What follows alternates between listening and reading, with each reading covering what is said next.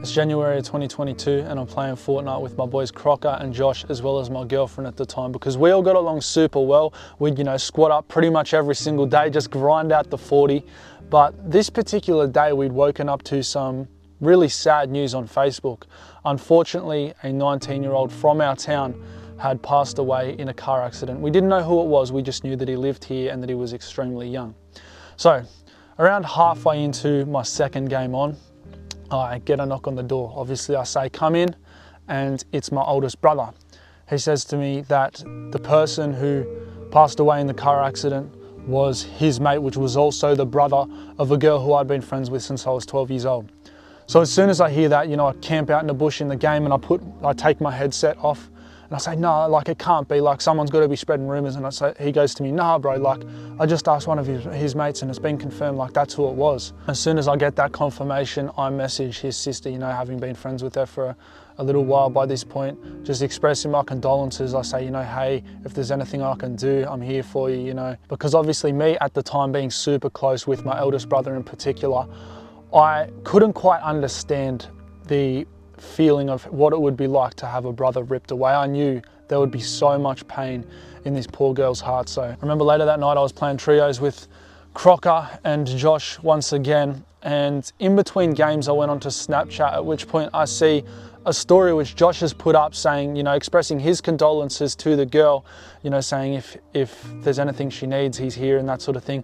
And I always found it weird when people would do that. If you have something genuine to say to someone, why not just message them? Oh yeah, happy birthday, that sort of thing. I always found it to be like they were seeking attention for themselves, approval from others, oh yeah, you're a good person, that sort of thing. But I say to myself, you know what? Josh has always taken the piss out of people, so it's probably a good thing that he's put it up. He's finally paying respect where it's due. So the next night we get on Fortnite together once again. It's Crocker, Josh and my girlfriend all playing squads. We're having a super good time, laughing, cracking jokes. Josh has been super out of pocket as he always was. Now I just want to mention that Josh had ADHD, so he was known to say things without really thinking about it. By around our third game on, we were really getting into the flow of things, and somehow this girl's brother's passing comes up in conversation, and I say that one of his mates has started a GoFundMe. Now, upon hearing this, Crocker asks me what exactly it's for. And just as I was about to answer, Josh comes out with hands down the most fucked up thing he could have possibly said at the time. I'm not going to go into detail on what it was. I just think it was majorly disrespectful. I don't want to out him on here. But as soon as I heard this, it flicked a switch in my mind. The second he said it, I did not give a fuck that we were playing a game together. We wanted to get the victory. All that shit went out the window. And I said, are you fucking serious? You're actually fucked in the head. Why would you say something like that? You're a leave the party. I just completely lose my shit, bro, because not only was this dude my brother's friend, but I had known this girl for a long time and I actually had respect for her, yeah? So I'm just crashing out on Josh and just saying get the fuck out of the party, I don't want to speak to you again. And as I'm saying all of this, my girlfriend's like, Luke, calm down, it's okay. So after this, he apologizes and obviously he does leave the party.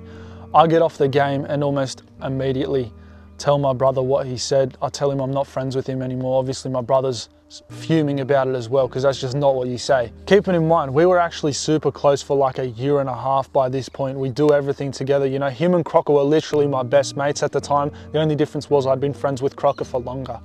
But after I stopped being friends with him, he moves out of his mum's house and moves in with his dad, who lives around an hour away from me. So obviously he's not going to my school anymore. He'd already moved schools. And I remember around March of the same year, so 2022, the bell's just rung to go home from school and I'm walking down the street to get picked up by my brother. Now, where my school was is a fairly sketchy area, so as I'm walking down this street, I was always fairly precautious, looking out for the sorts that you'd typically see there. And as I'm walking, I see that these two essays are crossing the road to what looks to be come to speak to me, right? It looks like they're approaching me to speak with me, and automatically I felt tension in the air. I could tell that these guys weren't coming up to me to say something nice. Sure enough, they cross the road and they approach me. Now, as they're approaching, I am thinking I'm completely ready for a Royal Rumble. I don't want it to have to happen, but I'm completely ready for it just based off of how these guys are approaching me right now. They get a couple of meters away and they say to me, "Oi, brah." So I stop in my tracks and I say, "Yeah." And they start talking to me, "Are you friends with Josh, this and that?" And I say, "Oh, I was that?" And they explain to me, you know, they got beef with him and they want to, you know, have a bit of a swack. And they asked me if I know where he is, and I said, I would not have a fucking clue, bro. So I end up walking off from these two boys, you know, I say see you to them, never heard from them again. But as I'm walking away, I think it's probably a good idea to call Josh's dad just so that they know the potential danger that may be lurking. Despite them living an hour away, I just wanted to let them know. So I call, and the reason I did this was because it seemed wherever Josh went, trouble followed. And I don't say this to disrespect him whatsoever, it's just the way it seemed. His house had unfortunately burned down. He always had people, you know, getting into beefs with him. He was always getting threatened and that sort of thing. And on top of all of it, he hadn't really had the easiest life, to be fair. You know, his mum was like really emotionally abusive, on drugs, on the piss all the time. She just wasn't ever there to support him. And I remember there was some days where he wouldn't even have food to eat. She just would not buy him food. So although I felt for him, I genuinely could not forgive him at the time for what he said. So, you know, I carry on the rest of the year just kicking it with Crocker and my girlfriend at the time. They were pretty much my only friends who I would actually hang out with in and out of school. But it gets to July and I've been invited to my mate Dallas's house for his birthday, which is in August. Dallas and I met in kindergarten. We'd been pretty close ever since. We just didn't really hang out at school. And by this point, he was a bit of a conehead. And out of everyone, I loved having an esh with him and Crocker. Me, him and Crocker were like that at the time in terms of like outside of school. We didn't really all hang out inside of school, but when it came to doing things on the weekend, we would always kick it together. And out of everyone, those were like my two best mates at the time. But then Dallas tells me that out of the other 5 people who were coming, one of the other people who was going to be there was Josh, right? So I think to myself, you know what, it's been a minute. I'm ready to be civil with him now. That doesn't mean I forgive him, but I'm ready to talk to him, put what he said in the past pretty much. And on top of all of this, I was gonna be making some dollar bills, son, on the night of the party. So of course I had to go. Gets the day of the party, obviously I'm G'd the fuck up, you know, super excited to kick it with my boys. My girlfriend's gonna be there, good opportunity to get some photos with my boys, punch some cones, all that jazz. But around halfway through the day, I start feeling absolutely fucked. My whole body's aching, I've got a super sore throat, I feel super fatigued. I don't want to go to this party anymore, man. Not because it's not going to be fun, but because I feel like absolute death. But I say, you know what, fuck it. I'm going to be stacking that bread and I'm going to have a good time with my boys. So I get to the party, you know, I'm speaking to the boys, I dap them up.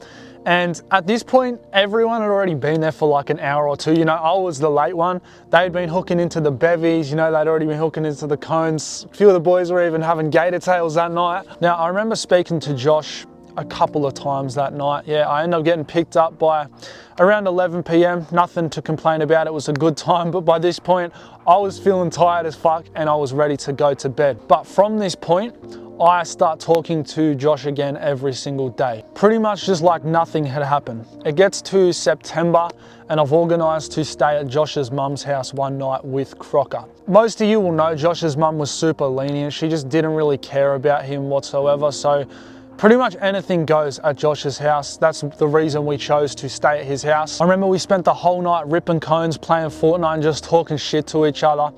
And a memory which just constantly replays in my head when I think about this night is sitting on the couch at Josh's house playing Fortnite and listening to that song. I think it's called High School by Chillin' It in Shadow. Now I must mention by this point, Josh had made a very sincere apology about what he had said in the past, and I chose to forgive that, which I'm not saying there is anything wrong with. But to me, it also seemed like Josh had become a little bit more mature and thought about the things he said a lot more. He was off the ADHD medication by this point.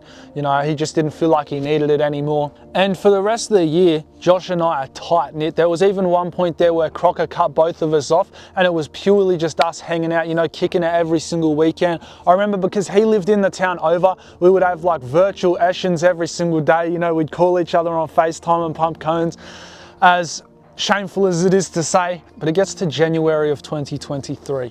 And I've invited Crocker and Josh around to my house to stay for the night. Obviously, we're friends with Crocker again at this point.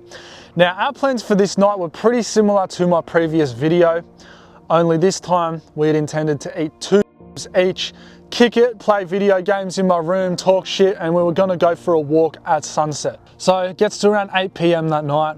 We both eat 2 and we go for a little walk. As we're walking, I'd say we get around 20 minutes in, and that's when, buzz, I decide it's time to go home. I'm sure you catch my drift. We walk home, you know, I'm sick on the way there. I'm just not feeling too good. And we get inside. Obviously, we are just fucking vibing with each other at this point. Josh is saying super out of pocket stuff. Me and Crocker are uncontrollably pissing our pants, talking about how funny tonight is. And I think around an hour into being back home, my eldest brother, who obviously knew, comes into my room and he goes, "How we feeling, boys?" And without a doubt at the time, we said, "Oh yeah, feeling amazing," something along those lines, you know, we're having an amazing night, that sort of thing. So over the next couple of weeks, we just continued doing our usual degenerate behaviors. You know, Crocker and I had a crazy couple of nights, which I'm actually gonna do a whole video on, so I won't touch on it here. But we just kept testing our luck, you know, pushing and pushing. None of us had jobs. We just kept fucking around every single weekend, playing video games every day, all that sort of shit. Now, I remember just weeks before we had made the decision, which inevitably got us arrested. If you haven't seen the story, go watch it. We had been planning to do something much, much worse than what we ended up doing. We were going to go to Josh's town and do what we call an urch at the time. So I won't go into detail on what it was that we had planned out. But all I'm gonna say is that I truly believe us getting into the situation that we did that night, you know, we got arrested and all of that sort of thing, was a blessing in disguise, because the alternative, I believe, would have been much worse. This is a side of the story that I've never told. So obviously, in case you haven't heard by this point, I'll just touch on it briefly. Got into a dispute with this guy, ended up getting caught. It was all on CCTV. We got put into a cell for a day. We got our prints taken. We got let out on bail. And one of the conditions of our bail was that we weren't allowed to talk to each other.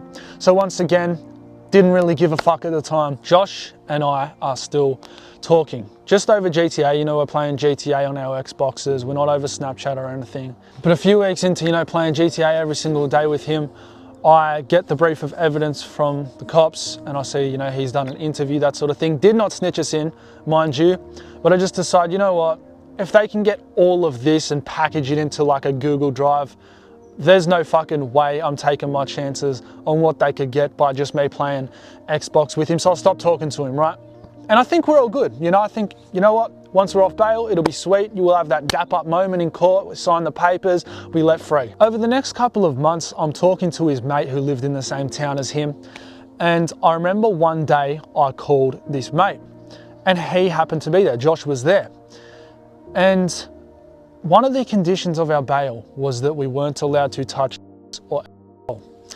But he was acting very strange on this call. So that's when I knew straight away, yep, he's punching cones again after he'd quit, you know, said he was never gonna go back to it. That's what he's just done, clearly. So I think, fuck man, he's just gonna get deeper and deeper into a hole. He's got no one to guide him. No one is in the same town as him. He doesn't actually have any real friends. He's just got friends that wanna kick it with him because they're, you know, getting f***ed up together. But I think, you know what? It'll be fine. In a year's time when we're all friends again, you know, we're able to talk to each other, I'll lead him down the right path. But it gets to November of the same year. I'm at work one day when all of a sudden I receive a notification on my new Instagram post. I was rapping at the time and I'd uploaded a new rap to Instagram.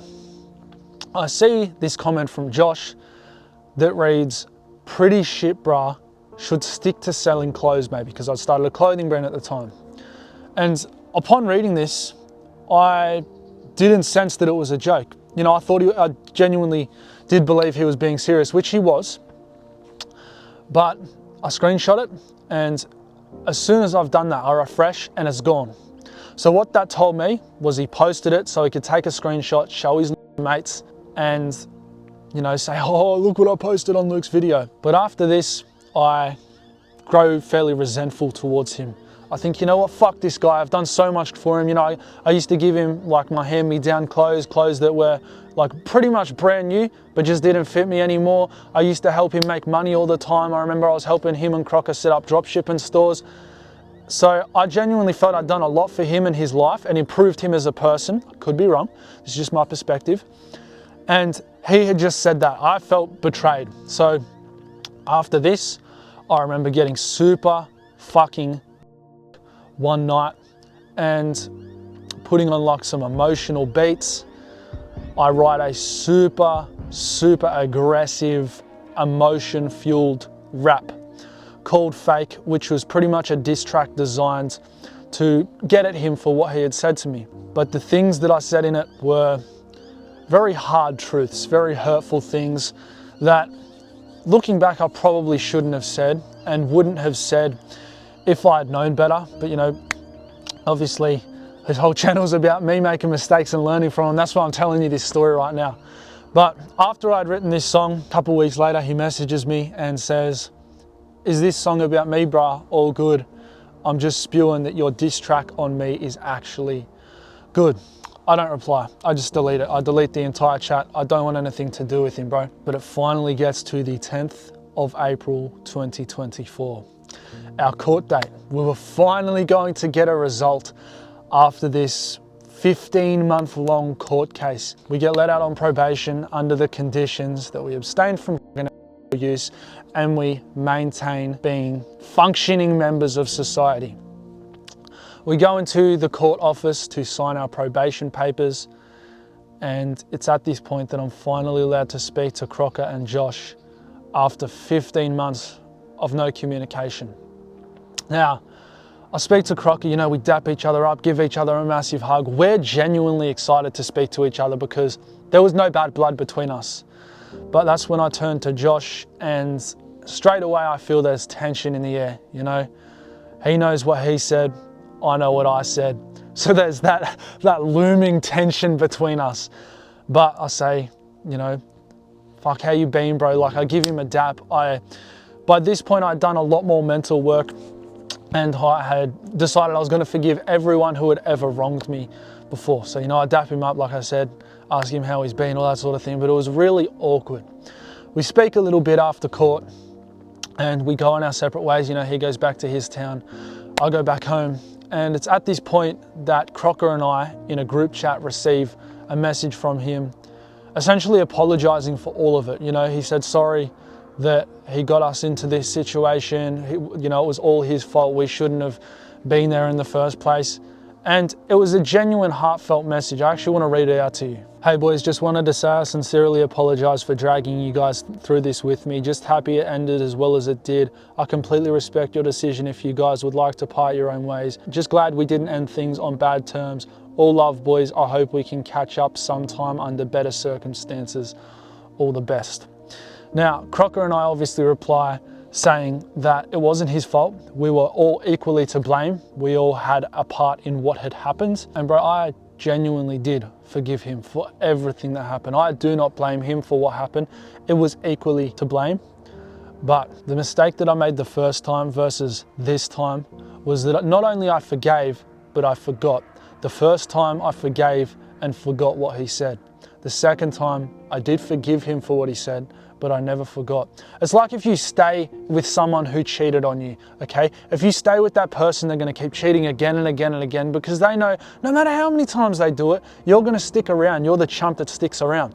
So in his mind, I was the chump that was just gonna stay there no matter. He could say whatever he wants, you know, get on my nerves as much as he wants because he thinks I'm gonna take it as a joke or it's gonna be all good, you know, it's all a bit of banter. But like I mentioned, because I had been working on myself so much by this point, I decided that I was no longer going to hang around negative people. If you surround yourself with people who say negative things, even as a joke, bro, that's going to fill your subconscious mind with ideas and beliefs. Think about all the beliefs you currently have. They're not all conscious beliefs. I started to believe things that he was saying subconsciously because of how many times I had heard him say those things as a joke. And bro, the most common message that I get pretty much every single day from mostly young men is, how do I kick bad habits and how do I become disciplined? And the answer is one that most never want to accept. They don't want to hear it. It's not one, it's a painful truth, pretty much. Cut off every single one of your friends that does not help you in some way. And I don't mean physically, they don't actually have to help you work towards your goals, but just in the sense that they're speaking words that uplift you. They're not trying to tear you down. When you start making content, are they saying to you, oh, you're so cringe, like give it up? I know personally, Crocker, who's been there through it all, has supported me since day one. My eldest brother, Scott, when I was making the cringiest fucking content, cringiest fuck, like I look back on it now and I'm like, oh, you posted that? They were liking my shit. They were sharing my shit. They did not care that it was cringe. They just cared that I was happy. And that's what a true friend is, bro. Okay? Josh was not a true friend in the sense that he would not support me for the things that I wanted to achieve. He was just there for a good time. He wanted to drink and buddy. He wanted to go out and get fucked up. He did not care who it was with. And that's the exact type of friends who he will have until he decides to make that change for himself. So if you want to make that change, then all I can suggest to you is that you change who you are hanging around. I had to sit alone every single day for the last 6 months of my schooling because I chose to cut off everyone. There were people I could hang around. I had mates at school. They were fake mates. I didn't want to hang around these people because I genuinely wanted to change, and I knew in order for that to happen, I had to cut off people who were talking shit about me and just weren't benefiting me in any sort of way. I can now count my friends on one hand, bro. Show me your friends and I will show you your future. Simple as that. I hope you enjoyed this today. I hope you found immense value. If you did, smash the fuck out of that subscribe button. I'll see you in the next one. Stay grinding, my G.